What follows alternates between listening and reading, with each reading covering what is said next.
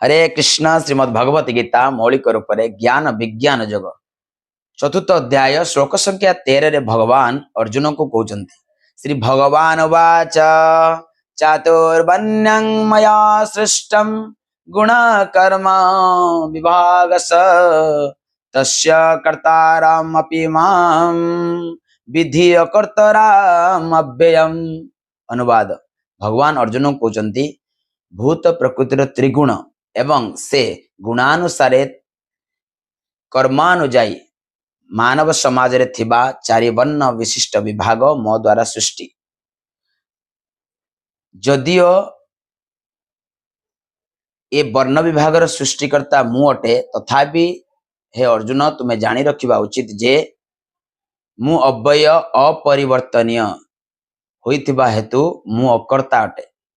Hare Krishna.